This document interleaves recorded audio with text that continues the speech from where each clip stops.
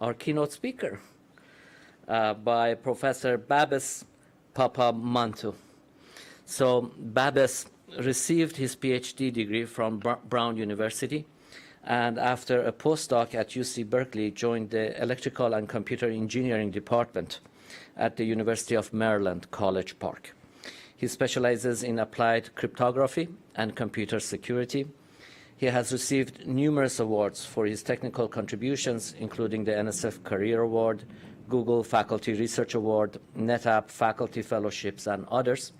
The title of his keynote is Applications of Verifiable Computation in Blockchains and Cryptocurrency. So without further delay, it's all yours.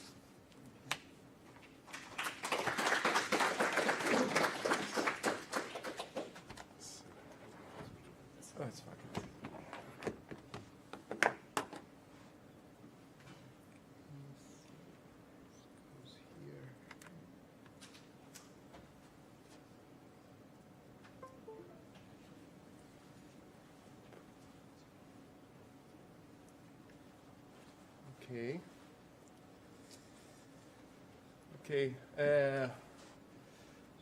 Thank you, Sahram, for the very nice introduction and for the invitation. It is really nice to be at USC. Actually, it's my first time on campus.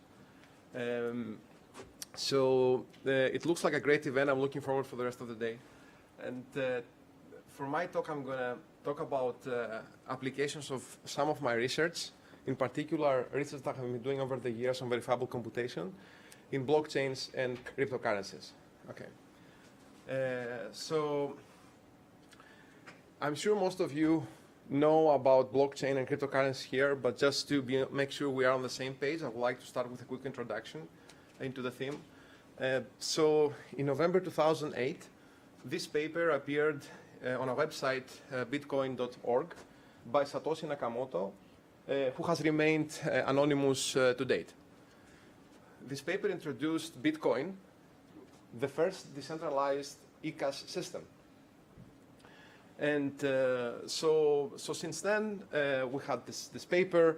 In January 2009, the actual software started running, right? And now the system runs over thousands of nodes, and it has reached a market capitalization of billions of dollars. Okay. Now, this paper introduced this cryptocurrency, and it took off after that paper. But the main interesting point about this paper is the introduction of an important technology called the blockchain. That's how they termed it in this paper. Literally, the blockchain was an ingenious protocol to reach consensus on a distributed data structures of an ever-growing log of transactions.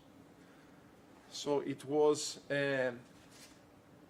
basically an implementation of a distributed consensus protocol that was really shown that you can take things from theory and bring this distributed consensus in practice.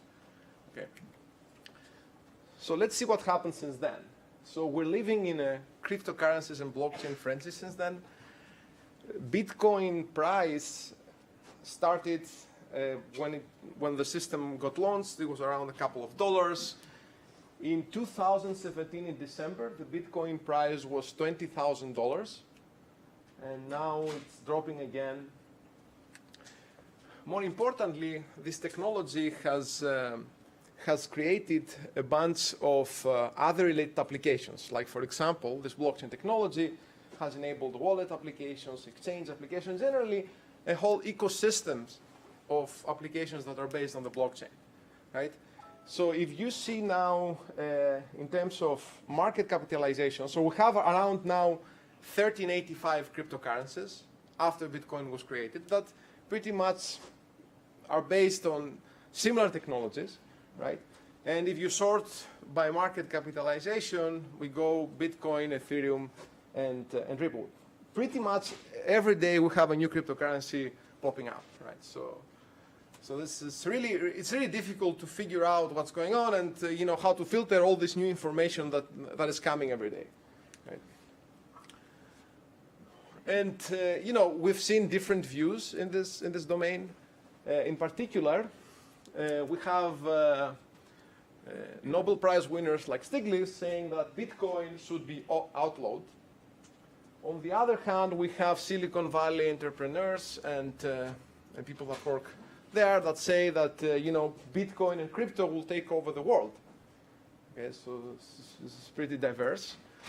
But the most interesting thing to me is that you have professors like Silvio Micali, who has been doing research in theoretical cryptography for all of his life, and now he's launching a startup, right? And I was reading yesterday that he was able to raise $4 million to start a new company whose main innovation is a new protocol to reach consensus on the transactions that can appear in a cryptocurrency in a faster way, right?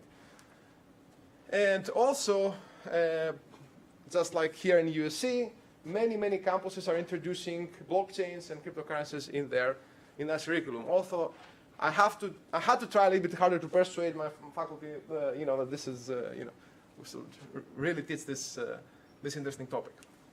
Okay. To me, what is really interesting is the science behind it, right? And the science is indeed fascinating.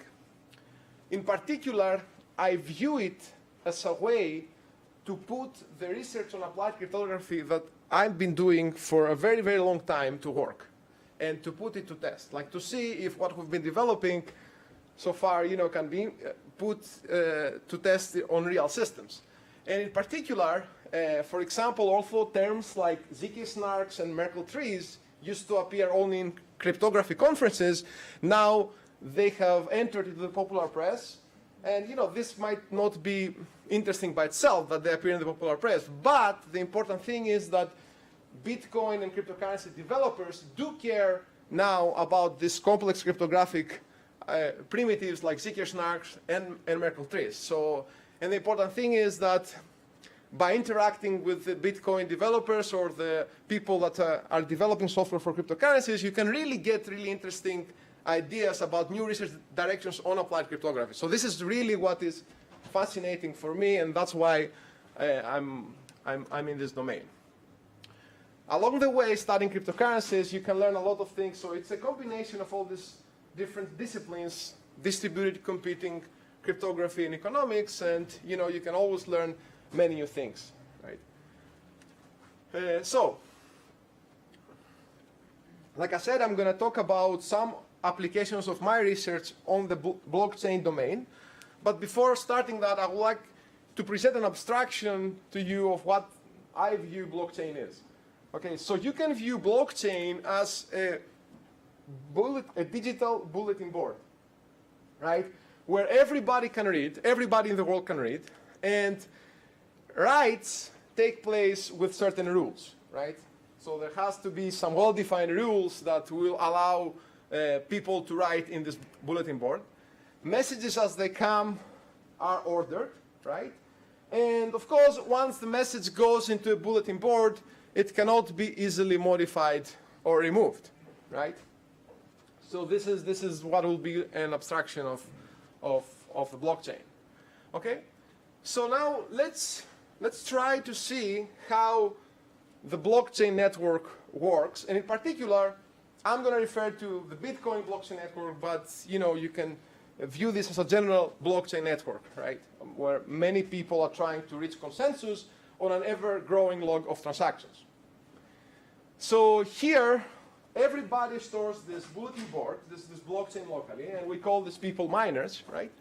And what happens is people want to put things into this bulletin board. So some transactions appear somewhere online, right? And they make their way to these miners, right? So although these miners have agreed to the current state of affairs, they need to decide what will go next. Okay, so the way this is done, because I see transaction 2, you see transaction 4 and 3, I see transaction 1. So the way this is done, somehow somebody out of all these people needs to be picked, and he's going to propose what's going to come next. So the way this is done technically is they're presented with a proof of work puzzle, and based on who finds the solution first, say this guy was lucky, he's going to be the one to be proposing the next block that is going to come as that is going to be the next block in this blockchain, right? So if this guy is picked to be the lucky guy, so his transactions will be propagated to the network. People will verify that he was the lucky guy, and then everybody would agree that, look, this is the next block on my blockchain, right? Okay, so in a sense, what I'm showing here, and this runs over the internet, everybody can join. So this is a distributed consensus protocol at scale, right? So now, what else can we do with blockchains, right? So remember, in Bitcoin, the right with rules is that I can include a transaction on the blockchain only if a check passes. A check is basically, if I want to send money to you, I need to make sure, the miners need to make sure that I have enough money in my account, right? So in a sense, this is a very, very simple contract. I send money to you, provided that there's enough money in my account.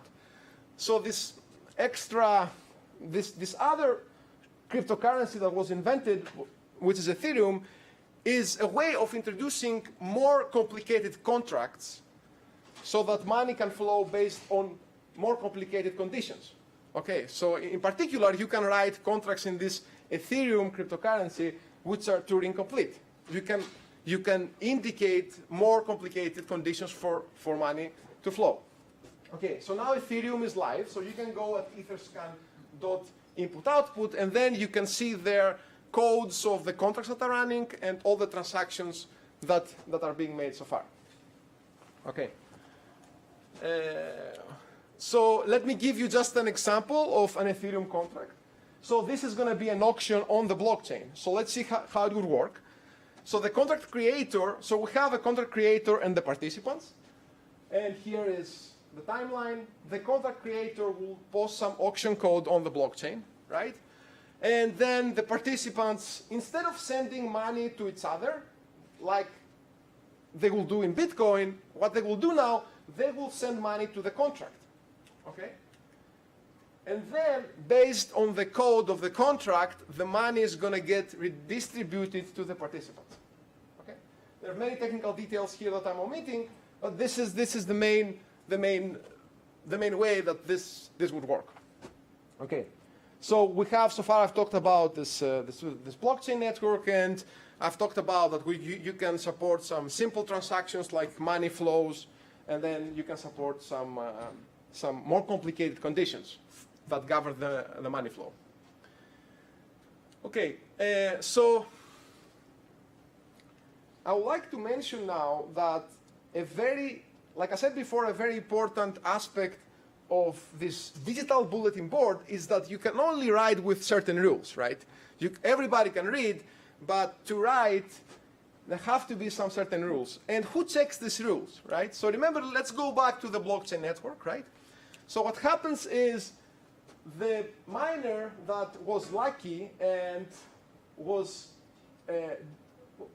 picked to propose these new transactions to extend the blockchain have to check now if these transactions satisfy these conditions. So for example, if a transaction is, I want to send money to you, I want to send 5 Bitcoins to you, the conditions that need to be checked is that there is enough money in my account.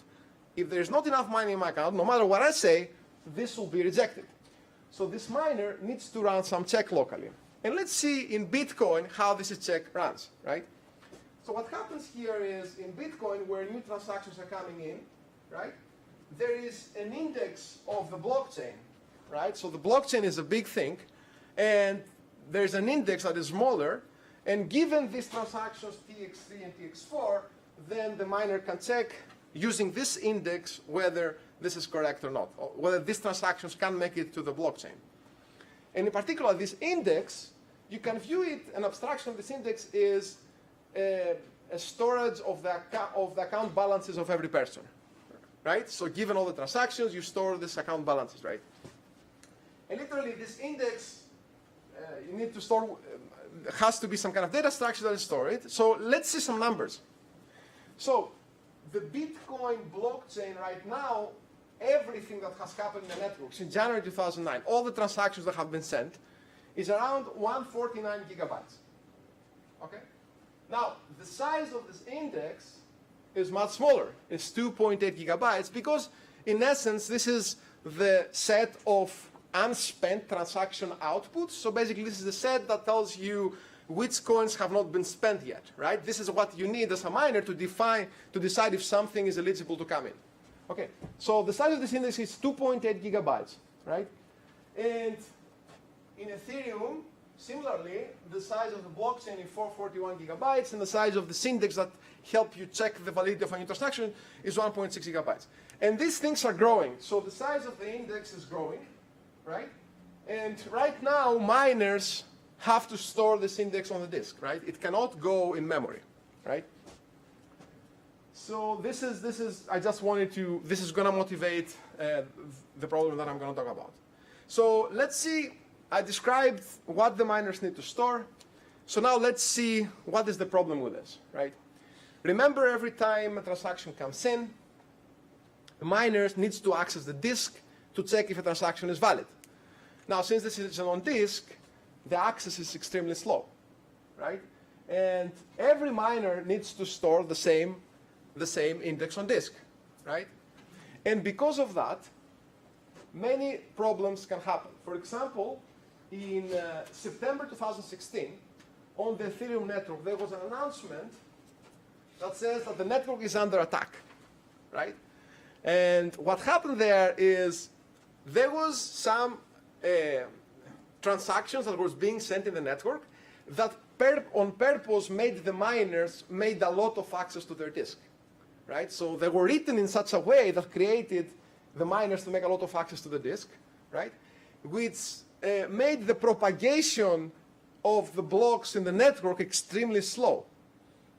Okay, because remember, it is a peer-to-peer network. Every time I send out a block, this block needs to be checked by using your disk, and then I forward it to the next hop. The next hop needs to check that block, and so on and so forth, right? So the propagation, because of this malicious transaction, became extremely slow, right? And what ended up happening here I'm showing a plot actually that shows the mining utilization of the network, which is basically from the correct blocks that we're mining as a network, how many blocks are making their way to the blockchain. Okay, and as you can see here, because of this attack, because of the state that was stored on disk, while the network, the mining utilization was at 94%, when this attack happened, because the miners slowed too much, the mining utilization went down, which means that you have to wait a lot more to get your transactions confirmed. So it was really a mess. So accessing this state is very, very cumbersome, and it would be nice if we could somehow get rid of the state or make the miners check transactions extremely fast. Okay? And actually there is funding and there is research that is being proposed by the Ethereum Foundation for this problem. Okay, so they're looking into the stateless client concept. Now, one other problem with this public blockchain is that in order to decide whether a new transaction is eligible, the miners need to access all the transaction data. And although people say that there is privacy in Bitcoin, there is privacy in the blockchain, that is not quite true, because although the IDs are pseudonymous, the transaction graph is totally revealed. And you can run attacks on the transaction graph to de-anonymize it. Okay. So I'm gonna be talking about how research that have been doing on verifiable computation can be used to address these two problems in the rest of the talk. Okay. So the central question is, question number one, can we build a cryptocurrency with stateless transaction verification? And question number two, can we build a cryptocurrency whose public blockchain does not reveal too much information, right? So for example, we don't want to reveal payer, payee, and amount. Okay, so since I'm going to be applying verifiable computation, let me just talk to you about verifiable computation and what it is, right? So in verifiable computation, we basically have two parties. We have a lightweight client and a powerful server, right? And lightweight client has some data structure or some database that cannot store locally, so he outsources it to the server. And it only keeps locally a small summary of the whole database, which is, you can view this as a SHA-2 hash of the whole database, right? It's 32 bytes and the database can be gigabytes. Now, at some point, the client wants to query the database, right? So it sends a query queue to the database, and there's an answer coming back, and a proof. And the client will have now, by just taking as input the digest that he holds, the answer and the proof, so be able to verify whether the answer you get back is correct or not, right? And we want a bunch of things here. We want soundness, basically. If this passes the verification test, then with overwhelming probability, the answers will be correct.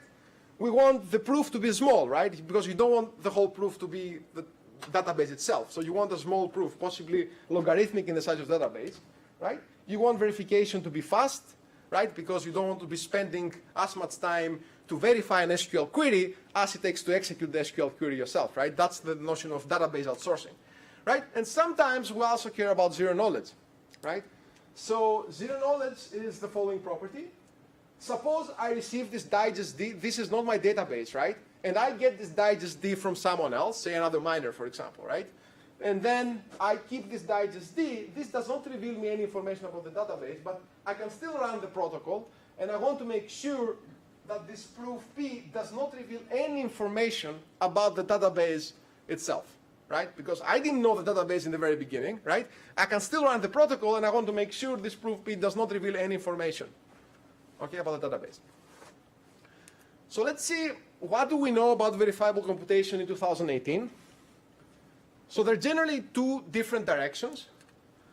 We have custom approaches where specific protocols are designed for certain functionalities. In particular, we can have verifiable computation protocols for data structures. We can have verifiable computation protocols for set and graph operations, for polynomial arithmetic, and for database queries. And I'm going to be applying this line of work to address the first problem, okay? The outsourcing of the state. This line of work can be very fast. For example, we now have a system that it can take less than 1 second to compute a shortest path proof in a graph of 1 million nodes. So this is considered fast for verifiable computation. Okay. Now, of course, we have the other approach, which is the generic approach, right? And this really started with complexity theoretic work back in the 80s with interactive proofs, with probabilistic checkable proofs. And recently, actually, around 5 years ago, this generic approach came into practice. So we have actually implementation of snarks, which are zero-knowledge proofs of any possible functionality that you can imagine. And in particular, the idea is that you can represent your program that you want to verify as a function, as an arithmetic circuit, and then I can give you a zero-knowledge proof for the circuit. So we have compilers for all of this. Right? So this line of work I'm going to be applying for the privacy problem. Right? So these are the two lines of work that I have done work in both. And I'm going to be showing now how these are applicable in this problem that I mentioned before. Okay. In general, when you go generic because you're much more expressive, the proven overhears are generally enormous. Right? So this is, I'm quoting from an article appeared in Communication of SM in 2015. Okay. So the fact that verifiable computation is not new to blockchains, and it's not the first time I'm trying to apply it. Actually, from the very beginning, verifiable computation was built into the protocol. For example, in the paper of Satoshi, there's a section called simplified payment verification, right? Where basically it describes how the system uses Merkle tree proofs to verify a transaction without having to download the whole block, just by storing the digest, right?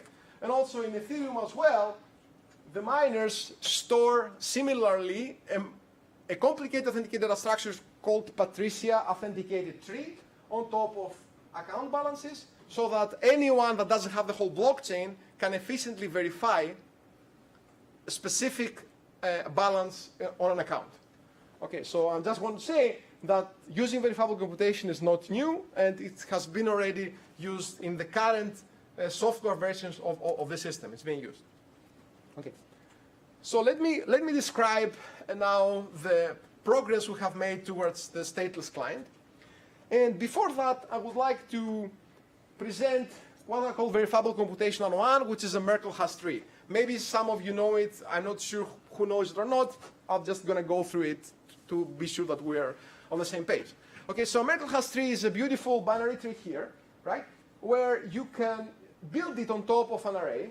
And the idea is that by just storing the hash of the root, you can verify any data item at the leaves. Okay, so the idea is you begin with an array. Say here we have 8 entries. Entry number 1 has 5, entry number 2, 7. So you build this structure, you compute a hash here, and recursively compute a hash, and you end up with the hash of the root. And this is a collision-resistant representation of your data set, of your array, right? So what can you do with it? Well, what you can do is the following, right? If I store just the root hash, someone else can give me a proof about an element in this data set. So for example, if I want to prove that the account balance, think account balances. Account balance at position 4 is 12, right? So what someone else needs to provide to me is these nodes of, the sibling at level 1, the sibling at level 2, the sibling at level 3. And as you can see yourself, if you have this serves as a proof for this element. So if you have this, you can hash it with this and compute this. Then after you have computed this hash, you can hash it with this hash and so on and so forth until you compute the root. And if the root matches, that means that indeed the account balance at account 4 is 12. Okay, so by having just the hash, you can verify a specific value at the leaves. Okay, so this is a very well-known data structure. It was introduced in the 70s, actually. So now, you can do other things with this as well. Not only you can query a specific value at the leaf, but you can also update a specific value. Similarly here, if you want to update A5 from 3 to 16, what you need to have to update this digest is just a few hashes of the tree, right? So for example, if you update this value to 16, what you need to have is this hash, right? So you can hash 16 with 4 again to compute a new hash. Once you compute this new hash, you can hash it with this to compute a new hash here, and then you finally end up having the new root hash that was due to the update of this account, right? So having a hash, I can verify a specific item at the leaves, plus I can also compute a new hash of the update. Okay. Now, let's see what happens in Ethereum and what kind of state Ethereum miners are keeping. Okay. So what happens here is, we have here you can view this array as the account balances, right? So account 1 has 5 ether, account 2 has 7 ether, and so on and so forth, right? So now Ethereum miners actually keep a Merkle hash tree on top of this account balances. Okay, so now what happens is when there's a transaction that comes in, and the transaction says, okay, send 2 ether from account 2 to account 6. Okay, so the Ethereum miners will go to account 2, and they will see, okay, so let's see, account 2 has 7 ether, right? So he has enough ether, right? So I can actually do the transaction, right? And this is a valid transaction, okay? So by storing the structure, you can check to see if this is a valid transaction. And remember, this is a big structure. This is what I'm talking about. This is the 166 gigabytes I was talking before, and this goes on the disk, right? And if you want to now send 16 ether from account 1, 16 ether from account 1, this is wrong, we don't have account 11 here, from account to account 8, for example, you will note here that this will be rejected because the current state of the miner says, no, you don't have so much money. Okay. Now, Ethereum miners store this structure and also store this Merkle hash tree on top of the account balances. The Merkle hash tree right now is being used just to be able to provide proofs to someone else that doesn't have the blockchain about account balances. Okay, so they store this Merkle hash tree. If there's a light client there that wants to verify what is the account balance in a specific node, the miners can provide a proof of that, right? This hash is going to go as part of the blockchain that the miners do agree. Okay, so this is how Ethereum is right now. Now the question is how you can get rid of this big state. I don't want to store all the account balances locally because it creates all these problems. And the network is vulnerable to this denial of service attacks. So here's what I'm going to do. Here is our proposal. So the proposal is as follows. Instead of storing all the account balances, the miners, they can just store a Merkle-Haas-tree digest of these account balances, right? Remember, this is a collisionist representation of everything, and it encodes somehow all this information. Now, all the state that the miners use to store, it's going to be distributed along the clients. So in particular now, when a client wants to send some, say, client 1 wants to send 5 ether to client 3. He's going to include in his transaction a Merkle-Haas-tree proof for his account balance, right? So basically he says, okay, I want to send 5 ether, but I'm not saying, I'm not lying here, I do have at least 5 ether, and here is a proof of my account balance, right? So for example, if his account balance is 6, he can give a proof for 6 here, right? And then the miners don't need to store all the account balances anymore. Because what they're going to do is they're going to take this Merkle-Haas-tree proof, and they're just going to check that there is enough money for this guy. Okay, so then this transaction is valid. Okay, so let's see how the new consensus protocol that we suggest is going to work. So everybody wants to put transactions in the blockchain. They include these Merkle-Haas-tree proofs. So the miners now, just like before, they have in their transaction pool a bunch of transactions, plus the Merkle-Haas-tree proofs for the account balances. Okay, and now similarly, this is not good. Some of them will not be accepted because the Merkle-tree proofs will not verify. Some of them will be accepted, and then they're going to run the same consensus protocol, and eventually they're going to agree on a new transaction. So what I'm saying here is that you can do this transaction check without having to have all the state locally, by just storing a digest of the state, and by just forcing the clients to provide proofs to you for their account balances. So all of a sudden, the state is gone. So have we solved the problem? I don't think so. So here's what's happening. When the transaction tree comes in, and it says, send some money from my account to your account, then this digest must be updated to represent the new state of affairs. The new state of affairs is I have less money, right? So it's not just enough to prove that I have enough money to send you some money, but the miners will be able to update the state so that they can use it next time, right? Because otherwise the protocol is useless. Okay. So let's see, what does the miner need to do? So the miner has a digest star, right? And so this represents this array of balances. Okay, it doesn't store the array of balances. And now he gets a transaction, send 3 ether, I'm 1, and send 3 ether to 8. Okay, and here is the proof that I have 5 ether in my account. He takes this proof, he verifies the proof, okay, wait a minute, but now I need to update his account balance to go down 3 ether, because he sent 3 ether out, right? So somehow I need to find a way to update this digest to represent the new state of affairs. It turns out, remember I presented Merkle-Haas-trees where you can easily update something on the leaves if you have the proof. So actually what he can do is he can use exactly the same proof the miners have verified before to update the new value, to set the new value from delta to delta minus 3. Okay, so he can do that. So all of a sudden, we have solved the first problem where we can easily update the state. Okay, but so he can do that using the proof that verified, he updates the new digest. But there's another problem that we haven't solved.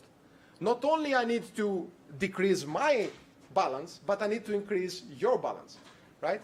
So the question is how we are going to do that. How the miners will go to do that? Well, the idea is the following, right?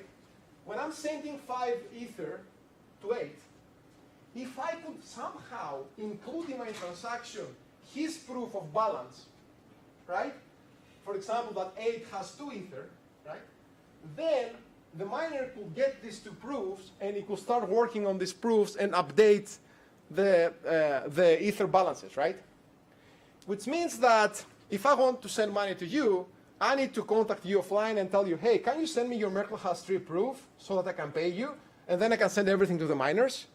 So apparently, this is not how Bitcoin works, and this is not how things are going to happen, right? There's no way to pay someone. You need to call him first, ask him to send you his Merkle-Has-3 proof of the balance, and then send everything to the miner so that the miners can update this digest, right? So this is not going to work. So the main conclusion here, but if we could do that, we could do exactly the same with the other guy, and then we can update the digest from R prime to R double prime. So, okay, so there's a problem here, and the conclusion is, when we first started trying to solve this problem, the conclusion was that if you just use existing technologies that we have right now, which is this Merkle-Has-3s, which is the first thing that came to our mind, you cannot solve the problem because of the limitations that the Merkle-Has-3 structure imposes, right? So, so what we had to do is, so these are the problems. One can include the proof for his balance, but not for its balance, and therefore the miner cannot update the Merkle-3 digest. So, the fundamental question that, if answered, will help the miners get rid of their state and potentially reduce this denial of service attack is, can we have a new Merkle-Has-3?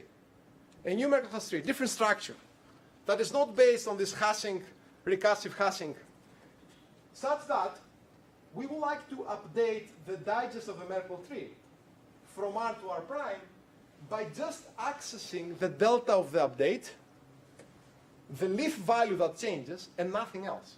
No proofs, no nothing. Okay, so we want to compute the new R prime as a function of the old R, comma delta. No proofs, no nothing. If we had such a thing, what I could do is I could present my proof for my balance, and then I can tell him update the Merkle-Has-3 root by just having the delta for his account, no proof for his account, because I don't want anything him to prove to me to receive money. I mean, I just sent him money, right? So when he wants to spend this money, he's going to have the burden of proving himself, right? But just to send, there's no reason. So it turns out that this is not an easy problem. Actually, it turns out that this is a solved problem. Back in 2013, we had a paper that was published in Eurocrypt 2013, which is called Streaming Authenticated Data Structures.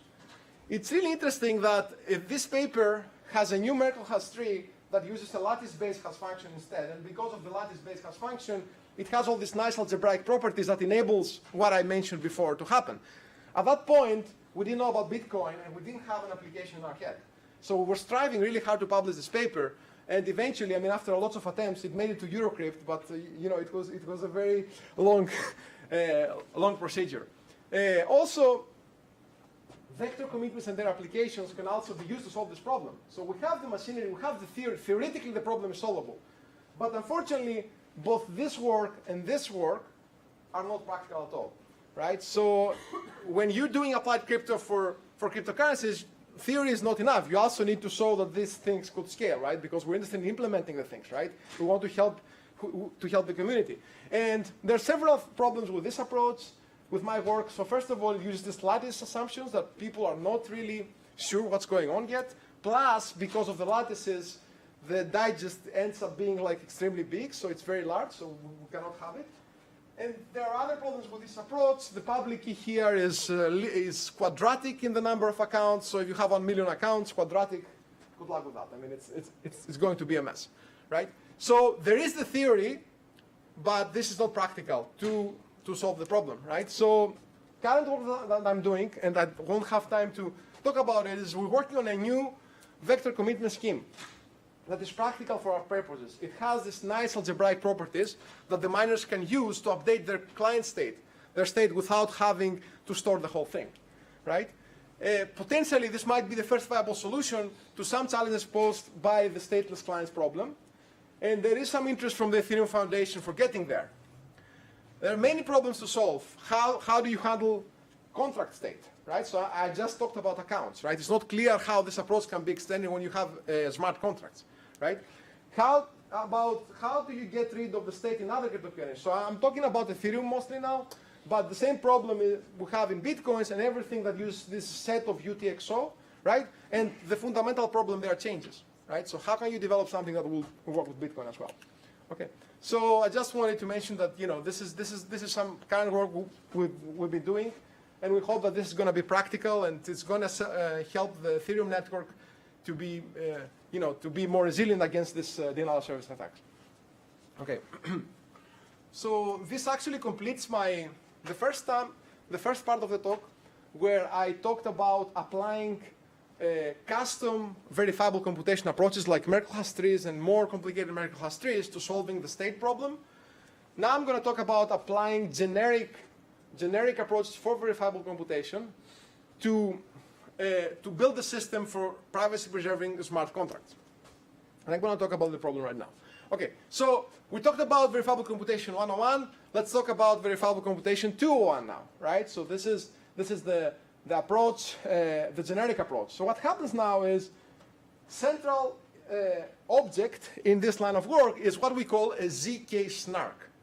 So a ZK snark is a protocol that enables someone to prove, so given an NP statement and a description of the NP language, it can enable someone to prove that he knows a witness for this NP statement without actually revealing the witness. So this is what ZK snark does.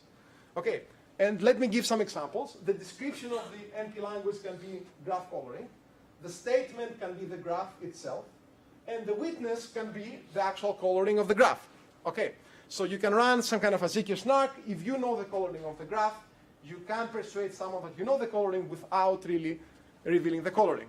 Another example is the description of the language can be the RSA encryption. The statement itself can be plain text, comma, ciphertext. And the witness is the encryption key. So if we both see a ciphertext and a plain text, I can prove to you that I know the encryption key that matched the plain text to the ciphertext. Okay. And of course, the idea is that we want to have soundness, so the verifier should not be accepting someone that doesn't know the witness. Okay. And of course, I'm not going to talk about how these things are building. So that was mainly a theoretical object up to 2013, where we had this paper. It was the best paper award in the Oakland Conference 2013 by Brian Parno, Craig Gentry, Howell, and Rakova, where they presented a first viable implementation of these systems, right? Where you can actually build it and you can run some computation. Of course, it was not quite practical, but still, it created a lot of enthusiasm in the community that these things can actually be built, right? Okay, and so the second line of work that I'm be talking about will be using snarks. Okay, so the main problem with the privacy problem is that the blockchain is public. If you go to blockchain.info, you can see everything that happens in Bitcoin. Of course, there's the pseudonymous public keys, but then you can analyze the transaction graph, right? So in Ethereum, you can also tell what amounts are transacted, what are the accounts balances, and so on and so forth. So in 2014, there was this work. There's many works, but I'm just going to refer to one. There's this Zerocash work that built a new cryptocurrency. It's a new cryptocurrency that runs now, where you can basically use a blockchain to send money and receive money without having to reveal any information about your identity. So analyzing the transaction graph will give nothing to the adversary. Okay, and follow-up work from my group was Hawk, where we tried to extend these ideas of Zerocash. So again, Zerocash was only for flow of money based on a simple contract. So we tried to extend these ideas to do privacy-preserving payments based on more complicated conditions, based on contracts. And this work that we published. Okay. So let me, to explain to you how these things work, so let me walk you through the main methodology of building these privacy-preserving cryptocurrencies. So the idea is that you're going to start with a non-anonymous base coin. So you are on the Bitcoin network. You start from there, everybody has some Bitcoins. Now, we will extend this cryptocurrency software with two new transactions, right? The first transaction is what we call a mint transaction, where we convert non-anonymous coins to anonymous ones. Okay. At that point, when I do a mint transaction, people can know who I am. But whatever what they know is that I want to create some anonymous coins. Okay. And then, once I create these anonymous coins, the idea is, the abstraction here is that I can start spending those without revealing my identity. Okay. And now, the POR transaction, well, if there's nothing coming after me, it's useless, right? So I need to have another transaction that I will prepare, if I want to pay Bob, I will prepare anonymous coins for Bob using my anonymous coins. And this transaction will take place without me revealing my identity. And the main idea here is that for this transaction, we're going to be using this ZK-SNARKs approach that I presented before, right? So this is how Zerocast actually is running right now. If you want to do a private transaction with Zerocast, your client, your phone, or your desktop needs to produce a zero-knowledge proof so that I do a POR transaction without revealing who exactly I am. Okay? So let me go through how the minting will work. So imagine we have a party A and has private key S. So this is the public key is A and the private key is S.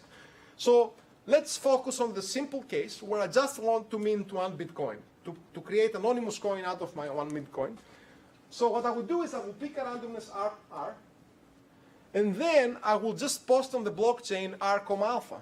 So I will say, okay, I'm alpha, and this is my randomness for my anonymous coin, right? And then I will just store locally R, right? Now, once I do that, I have created my anonymous coin, and then blockchain, what it's going to do is it's going to create a set. It's going to maintain a set of all anonymous coins that have been seen so far, right? So I'm going to add alpha R to the set, and I'm just going to reduce the base coins of A by 1. Okay.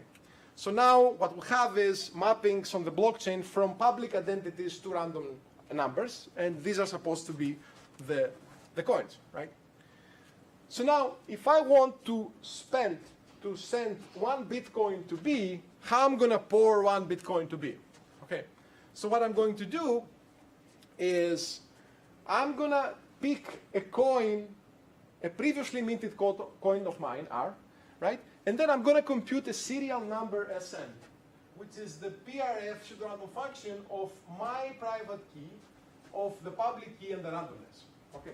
And then, once I do that, I can create a new coin for B by just posting on the blockchain the randomness I picked for B and Sn, right? So this Sn is very important because this actually shows that I'm the only one that can produce Sn, right? Because Sn here uses a matching private and public key, right? So along with this proof, I'm going to post a ZK-SNARK proof. So this is where the proof of ZK-SNARK are important, that Sn has been computed correctly on some leaf of this set, on some member of the set that is contained in the set, right? And then I'm going to send R to B, and all of a sudden, B gets to have an entry on the blockchain, right? And then he can do exactly the same with me. He can start pouring his anonymous coins to someone else using ZK-SNARK proofs. Someone else can start pouring his coins to someone else, and so on and so forth, right? And of course, the blockchain will have to check that Sn is not marked as spent. He's going to add this BR to set, and he's going to verify the zero-knowledge proof. Okay, so this is basically how the protocol will work. Okay, so now what we did, of course, and this is extensible to a procedure where you can do more than 1 base coin. Okay, so now what we did in Hawk in our work was to extend the Zerocast system so that you can pour payments, you can spend anonymously to other people through a contract logic, right? So, for example, consider this simple contract, right? So you have a lottery where it takes 4 inputs, right? So it takes a value V1, a bit 1, a value V2, and a second bit, and 2 identities A, B, right? So the idea is I'm going to pick, we're 2 people that want to do some lottery on the blockchain, right? So what we're going to do is I'm going to pick a random bit, you're going to pick a random bit, we're going to send these bits to the contract, and we're also going to pick some values, right? So if the bits we chose are the same, then the contract will send V1 plus V2 to A and 0 to B, and otherwise it's going to send V1 plus V2 to B and 0 to A. Okay, and we want here to enable this to happen without me revealing who I am, without revealing my inputs, the V1 and V2, right? So this is basically a much different problem than the previous are. So the idea is we need to build a protocol that will enable to pour to someone, not only if he has enough money, but depending on the contract logic. So I'm not going to go into the details of the protocol. The idea was that it required us to build zero-knowledge proofs on a language that represented this contract logic. Okay. So instead of just computing a zero-knowledge proof on this previous statement that was saying that, you know, I have the matching private and public key, I need to compute a zero-knowledge proof on the logic that matches this statement. Okay. So now, this is work that we have done so far, right? And here is the interesting research challenges with supporting anonymous payments when you have contracts, right? So the problem is, every time a new contract is introduced in the system, a new trusted setup for zero knowledge must take place, right? Which means that this is one of the problems actually with the Zerocast and Hawk is the problem that to bootstrap the system, you need to run some trusted setup. You need to have someone that will run a setup algorithm that will pick some randomness, right? And this is really annoying because then all of a sudden the system is meant to be decentralized, right? But all of a sudden you make it centralized because you need to bootstrap it with some trust in the beginning, right? In Zerocast, the problem is not that big because you only need the trust setup once, because the language you're doing zero knowledge proofs on is the same, right? However, in our Hawk system, you need to run a zero knowledge proof setup every time a new contract comes into the system. So this is a very problematic situation because you have to introduce this trusted setup every time, right? So the question we're asking right now, and we're actively working on, how we can build a ZK-SNARK system that doesn't have circuit-dependent preprocessing, right?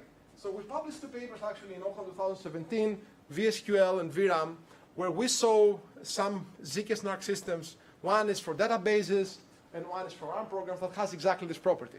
You do only one setup, and then you can support any language that you want, right? And so the way it works is we're using these interactive proofs. Okay, so let me really go through the interactive proofs. So the idea is I have input X, so we're in the setting where you have a client and a server.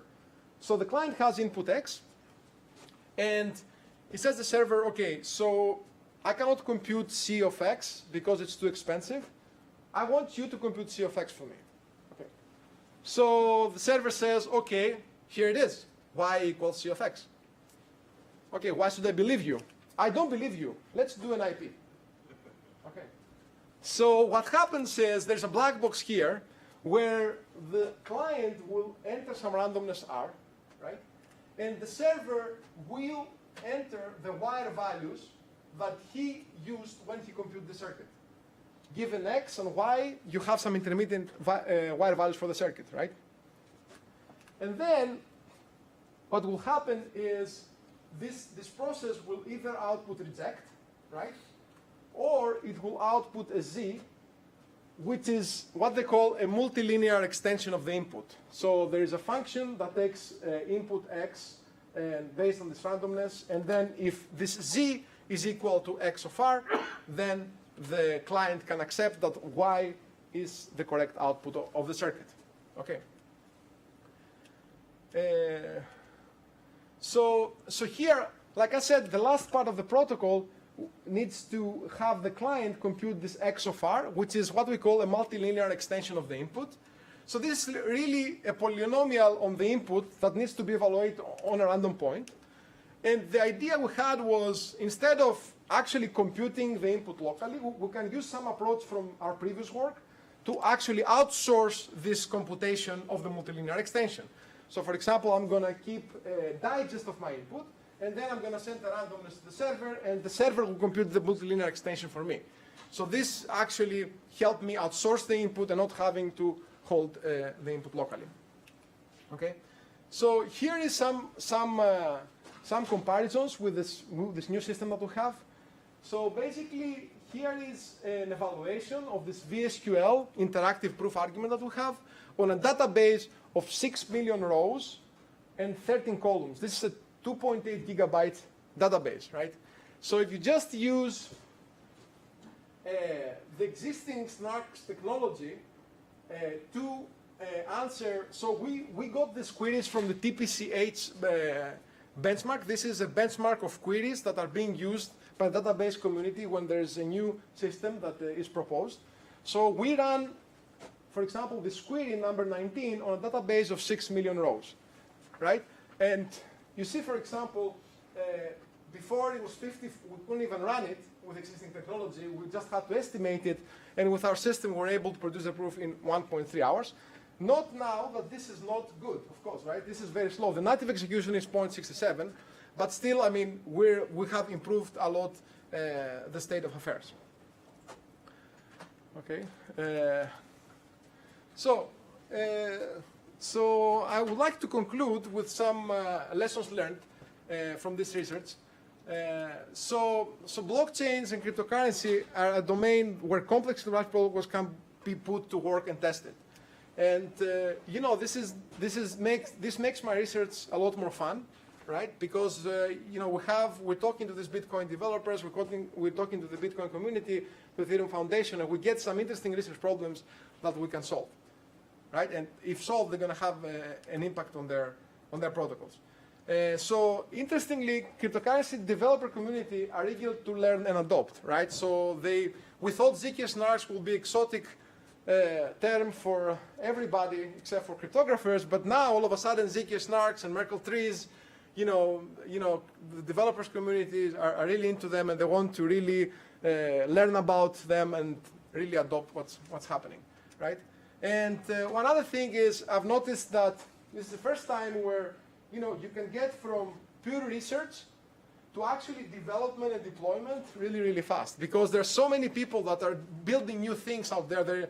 There's so much funding that supports this kind of building of new cryptocurrencies. So basically, if you have a cool idea as a researcher, and if you're talking to these people, you can really, really, share your idea, and they can have your idea implemented and actually put it to test in the real world. So I found this really, really, really exciting. So with this note, I would like to thank you. And,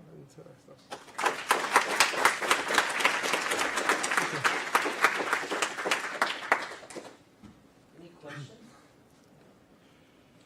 yes. I'd just like to, I like the last one, research faster development, but it worries me, because you are on far front of research, developer will take the things, but how are we quite sure that there is no flow, both in the development and in your research?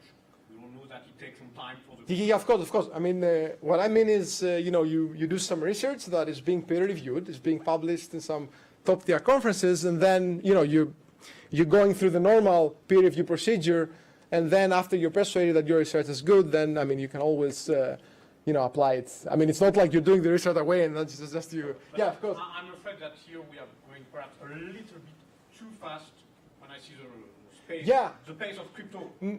No, yeah, so... take many years, and you want to have many peers on... Of course. So it's very important to be able to distinguish between research and actual research. So here I'm talking about research that is being published in top tier conferences, that is being peer reviewed by peers, and there's a lot of convincing that this is a viable research and it will be useful to some system, right? So this was what I mean. Yes. I think you mentioned it's in a state-based verification. One of the problem is we broker need the receiver to give the proof in customer. Do you know why it's hard is it possible for us to require both the sender and receiver to give the half proof so we can do the state-based? Yeah. So the question is, when you do a transaction, why can the system require both the receiver and the sender to send proofs of balances, right? So one thing the most important thing, in my opinion, is that this is not going to be compatible with how things work right now, where you can just, you know, you can have some bitcoins on your cell phone and you can just go and do a transaction to someone without, you know, without having to like interact with him at all, right? So this is one thing, right? So there might be like the address of the receiver might be posted on a web page, right? So it's there forever. You don't need to, whenever you want to pay him, you just want to grab this address and like do a payment, right? You don't want to like bug him at that point. So I think it's a practicality issue, but for the systems, it's very important, right? I mean, you cannot have a system that will work this way. So it's very important not to bug the receiver. I think the second problem might be, I think less important, but still, it's the privacy, right? I mean, why should I know what your account balance is when I want to send you money, right? Also, this can be potentially solved with some zero-knowledge proofs again, but still, you're going to have to contact the specific person to give you the zero-knowledge proof, which, yeah, so I think these are the two main problems that make it very important to solve this problem without having to contact the receiver. Yes? How do you see regulation with regards to the financial industry, to the verification aspect that you described? Regulation, financial industry, and in what sense these things are related? I mean, Well, I guess a lot of the issue they're concerned about with like money laundering and the future verification of identities and all of the compliance aspects. oh, you mean because the state is not there, then the state is completely concealed. Yeah. So what happens is, actually, everything is there. The state is still there. That the index on the state that you need to use to check a transaction, this is the thing that we want to get rid of. But the blockchain is stored normally by all the miners, right? So it's still there. Like you can go through the blockchain. If someone comes in, they can just still reconstruct all the balances, right? What I was talking about was only the index that we want to get rid of, so that when a transaction comes in, we just get rid of the index and we can check the transaction very, very fast, right? I think your question is relevant though for the second line of research that I presented, right? Where there is no information on the blockchain about who's transacting, what are the account balances are, right? So this yes can be a problem. And I've seen people that are doing research on privacy preserving cryptocurrencies to be very, very hesitant and very careful to start a new business, right? So because you know law enforcement and can be a problem. So yeah, I mean it's. I think it's something to be addressed at least in the near future, especially if there's going to be institutional financial, acceptance within the use cases. Yeah, so probably if you want to set up a blockchain in an institution, like between banks, for example, and yeah, so these things might not be very, very problematic, right? Is this your point? Yeah, I'm just trying to reconcile how that's all going to be working out. Mhm. I'm here to learn. Okay. I have a question. Yes. So I'm a database guy and I'm familiar with the TPCH benchmark. That's right. It's a read-heavy benchmark. There are no updates in it. That's right. What about the updates? What about other benchmarks?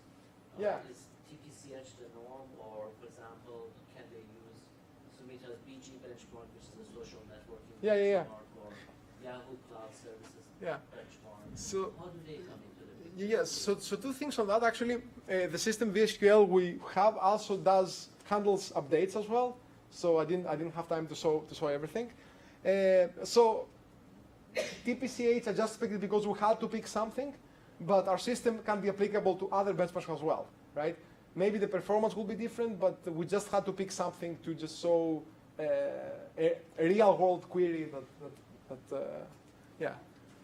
But yeah, the system, I mean, we're actually building a compiler now. I mean, we're trying to build a compiler for accepting any SQL query and producing a zero-knowledge proof of that.